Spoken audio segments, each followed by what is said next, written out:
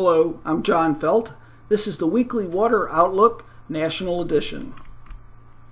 Last week I mentioned we'd be getting into that amplified flow with a ridge of high pressure over the west, and here it is, developing well to the north, building well to the north. You remember hearing about the record high temperatures this week. Over the east we have a ridge or a trough of low pressure that has dipped to the south. And this amplified flow is really amplifying the precipitation and temperature patterns across the nation. In fact, here are the high temperatures forecast today on Sunday. And what we see are the reds are 100-degree temperatures, very clearly under this ridge of high pressure here, the hot temperatures, and then the cool temperatures in the 70s over the middle part of the nation into the Ohio Valley. So we definitely have very clear and amplified precipitation and temperature trends based on this upper type flow. Now I showed you temperature, I want to show you precipitation, and just like temperature, they're very pronounced. Across the west, look at this, dry, no precipitation at all over the last 7 days. And over the east, under that upper trough, you can actually see the cyclonic flow here. It's been very wet over the eastern third of the nation. This is a precipitation over the last week. And red are rainfall amounts of 5 inches or more, so it's pretty significant over parts of eastern Iowa, Illinois, Indiana, Ohio, and northern Kentucky in spots. Now if we look at gainers or losers, areas in blue or purple are surplus amounts of rain, and that was anywhere from 2 inches to over 5 inches in those areas of blue. And areas in yellow are amounts that are losing amounts of rain, or we've lost about 1 inch of rain over parts of the middle part of the nation. Now if we look at the number of rain days across the nation, what I want to point out here is the more active areas, and this goes through the 28th of June. And what you see here are the active bands, and this is one active band over the upper Midwest. That's been quite wet, with the majority of the days receiving some precipitation. And then over the eastern part of the U.S., look at this, we're even getting some of these areas of dark green, and that's 16 or to 20 days out of the last 30, there's been some precipitation that has occurred in those areas. As a matter of fact, Florida, we've actually had 21 or more days. So we've definitely had an increased frequency of rain over the last 30 days over the upper Midwest and the eastern U.S. But look at the west here. We're talking about 0 days in a very broad area over the western U.S. So I can't tell you how dry it's been and how hot it's been. And matter of fact, I'll be talking in my newsletter, I'll be writing an article on how we have some feedback loops that have developed over the nation due to these precipitation patterns. So the flow this week, the blue is early this week, and you can see it's an amplified flow, continuing, very little change.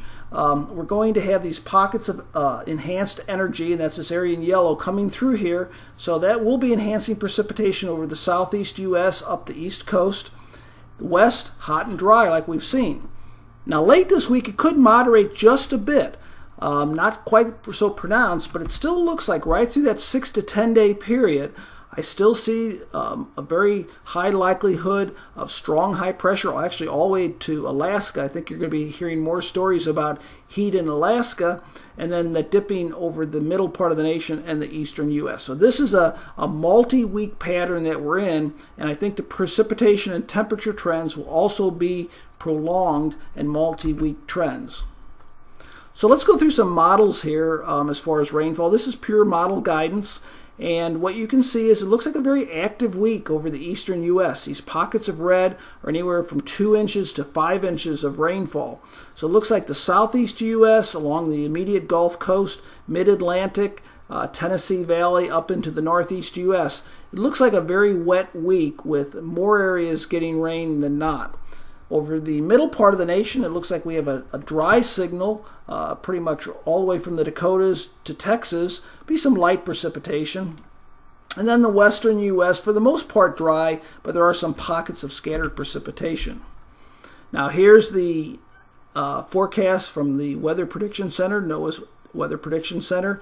And what you can see is, like I said, a very wet part of the country over the eastern third of the nation, over the southeast U.S., and I want to point out here is as we're getting closer and closer to tropical season, we're starting to need to look at this area closely over the eastern U.S. and the Gulf Coast for vulnerabilities.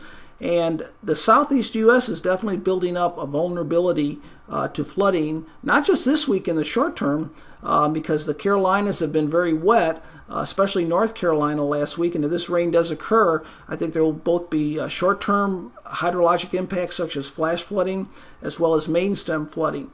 But I think in the longer term perspective, we have to keep an eye on this area because we are developing a vulnerability both from soil moisture and stream flow levels should a tropical system move in. Over the middle part of the country in the west, you can see more areas dry, very large area of dry weather over the Midwest into the western U.S.